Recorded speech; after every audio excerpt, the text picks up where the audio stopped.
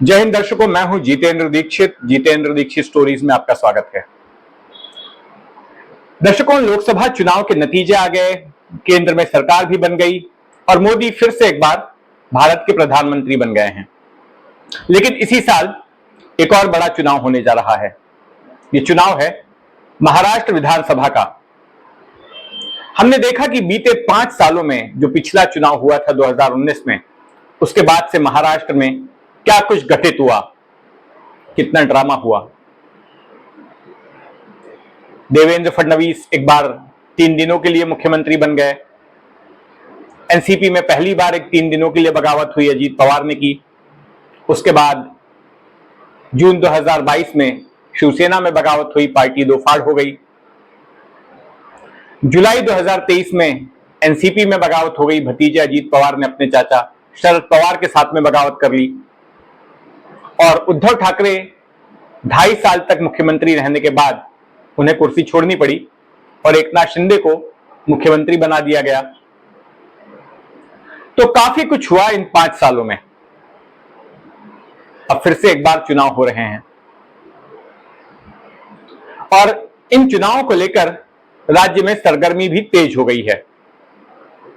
और खास करके लोकसभा चुनाव के जो नतीजे आए हैं, उन नतीजों के आधार पर दोनों ही गठबंधन, महायुति जिसमें कि बीजेपी है, एकनाथ शिंदे वाली शिवसेना है, अजीत पवार वाली एनसीपी है, और दूसरी तरफ विपक्षी गठबंधन महाविकास आघाड़ी जिसमें कांग्रेस है, शरद पवार वाली एनसीपी है, उद्धव ठाकरे वाली शिवसेना है।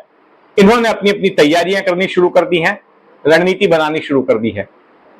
लेकिन इस बीच इन दोनों ही गठबंधनों के बीच अंदरूनी मनमुटाव की भी खबरें आ रही हैं। मैंने अपने पिछले वीडियो में उस बारे में विस्तार से बताया है। अगर आप जानना चाहते हैं कि किस तरह का झगड़ा इन दोनों ही गठबंधनों में चल रहा है, तो मेरा पिछला वीडियो जरूर देखें। अब हुआ ये कि शनिवार के दिन महाविकास आघाड़ी की ओर से एक प्रेस कॉन्फ्रेंस रखी गई दक्षिण मुंबई के वाईबी चौहान सेंटर में। इस प्रेस कॉन्फ्रेंस का आयोजन एनसीपी की तरफ से किया गया था, एनसीपी होस्ट थी, और इसमें उद्धव ठाकरे वाली शिवसेना से खुद उद्धव ठाकरे को बुलाया गया था, कांग्रेस से पृथ्वीराज चौहान को बुलाया गया था और शरद पवार एनसीपी से स्वयं थे। और एक प्रेस कॉन्फ्रेंस यहां पर रखी गई थी।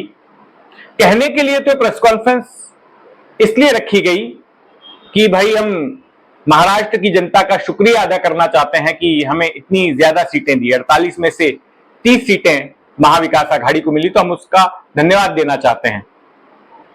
लेकिन इस प्रेस कॉन्फ्रेंस का असली मकसद यह था कि लोगों को यह संदेश पहुंचाया जाए कि हम साथ साथ हैं, हमारे बीच में कोई झगड़ा नहीं है, हम तीनों ही पार्टियां एक साथ मिलकर आने वाले विधानसभा चुनाव लड़ेंगी। और इसी मकसद से तीनों पार्टियों के बड़े नेता एक साथ एक मंच पर पेश हुए। और इस प्रेस कॉन्फ्रेंस से पहले इनकी एक छोटी सी बैठक भी हुई, जिन्हें ये प्राथमिक बैठक बता रहे थे विधानसभा चुनाव की तैयारियों की खातिर। तो जब प्रेस कॉन्फ्रेंस हुई तो शरद पवार ने एक बात कहकर सबको चौंका दिया। उन्होंने प्रेस कॉन्फ्रेंस में धन्यवाद दिया प्रधानमंत्री नरेंद्र मोदी को, और धन्यवाद इस बात के लिए दिया कि नरेंद्र मोदी चुनावी कैंपेन के दौरान महाराष्ट्र में आए और यहां पर उन्होंने रोड शो किए, रैलियां की, जनसभाएं की, और इसकी खातिर पवार ने उनका धन्यवाद किया। तो आप सोच रहे होंगे कि पवार ने ऐसा क्यों किया? मोदी तो आखिर उनके खिलाफ ही काम कर रहे थे, विरोधी गठबंधन में है। तो इसके पीछे पवार ने यह तर्क दिया, उन्होंने कहा कि नरेंद्र मोदी के महाराष्ट्र में आने से, इतनी सारी रैलियां करने से, रोड शो करने से हमें फायदा हुआ है, क्योंकि जहां जहां पर मोदी गए, जहां जहां उन्होंने भाषण दिया, जहां उन्होंने रोड शो किए, वहां पर बीजेपी या फिर एनडीए के उम्मीदवार की हार हुई। जिन 18 जगहों पर मोदी ने कैंपेनिंग की, उनमें से सिर्फ 3 ही जगह एनडीए जीत पाई और बाकी जगह एनडीए हार गई। तो कुल मिलाकर शरद पवार एक तरह का कटाक्ष कर रहे थे नरेंद्र मोदी के ऊपर, और ये बता रहे थे कि महाराष्ट्र में मोदी के नाम पर वोट नहीं पड़े, यहां पर कोई मोदी मैजिक नहीं था और इस बार कोई मोदी लहर नहीं थी, जैसे कि 2014 में देखी गई और 2019 में देखी गई। मोदी जब महाराष्ट्र में आए थे तो उन्होंने शरद पवार को कई गंभीर शब्दों के साथ टारगेट किया था। एक भाषण में तो उन्होंने शरद पवार को कह दिया कि महाराष्ट्र में एक भटकती आत्मा है। पवार को एक भटकती आत्मा के तौर पर संबोधित किया था और कहा था कि जो किसी सरकार को पूरा नहीं होने देती। शरद पवार जो कि आपदा को अवसर में बदलने के लिए जाने जाते हैं, उन्होंने नरेंद्र मोदी की ओर से फेंकी गई इस गुगली पर 6 मार दिया।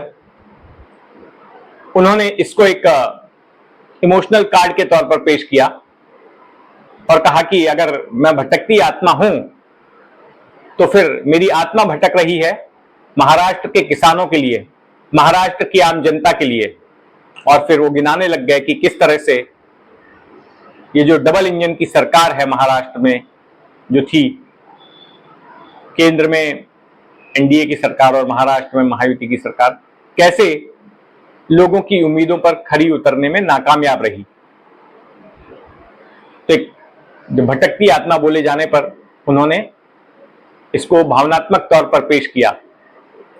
और जब महाराष्ट्र में एनडीए हार गया, सिर्फ 17 सीटें हासिल कर पाया और महाविकास आघाड़ी की बढ़त हुई, तो एनसीपी के नेता यही कहने लगे कि भटकती आत्मा ने एनडीए का गेम खराब कर दिया। तो ये शरद पवार हैं जो कि 83 साल की उम्र में भी महाराष्ट्र की राजनीति में अपना बड़ा दखल रखते हैं और आज भी वो बाजी पलटने के लिए जाने जाते हैं। 2019 में उनकी पार्टी तीसरे नंबर पर थी, बहुमत मिला था शिवसेना बीजेपी गठबंधन को, लेकिन शरद पवार ने बड़ी ही चालाकी से बीजेपी और शिवसेना के बीच फूट डलवा दी, शिवसेना को अपने साथ कर लिया, कांग्रेस से भी बात कर ली। कांग्रेस जो शिवसेना की धुर विरोधी थी, उसकी शिवसेना से दोस्ती करवा दी और इन तीनों पार्टियों ने मिलकर गठबंधन सरकार बना ली। और ना केवल सरकार बनाई बल्कि उप मुख्यमंत्री पद अपने पास रखा, अपनी पार्टी के पास गृह मंत्री पद अपने पास रखा, वित्त मंत्रालय अपने पास रखा और दूसरे कई सारे अहम मंत्रालय पवार की पार्टी ने अपने पास रखे। इसके बाद जब बगावत हुई उनकी पार्टी में पिछले साल, तो ऐसा लगा कि अब शरद पवार महाराष्ट्र की राजनीति में प्रासंगिक नहीं रह जाएंगे, उनका खेल खत्म हो चुका है। लेकिन जब लोकसभा चुनाव के नतीजे आए तो 8 सीटें शरद पवार ने हासिल की। 10 सीटों पर चुनाव लड़े थे और 8 सीटें जीते। वहीं दूसरी तरफ अजीत पवार की पार्टी सिर्फ 1 सीट तक सिमट कर रह गई। यहां तक कि उनकी अपनी पत्नी सुनेत्रा पवार, जिन्हें कि उन्होंने बारामती से खड़ा किया था शरद पवार की बेटी सुप्रिया सुले के खिलाफ, वो भी हार गई। तो शरद पवार हैं जिनके बारे में यह कहा जाता है कि इनके दिमाग को समझने के लिए 100 जन भी कम पड़ेंगे। ऐसा संजय राउत ने अब से 5 साल पहले कहा था। तो दर्शकों, इस वीडियो के बारे में आपका क्या कहना है कमेंट बॉक्स में जरूर बताइएगा और अगर आपने अब तक इस चैनल को सब्सक्राइब नहीं किया है तो सब्सक्राइब कर लें। जय हिंद।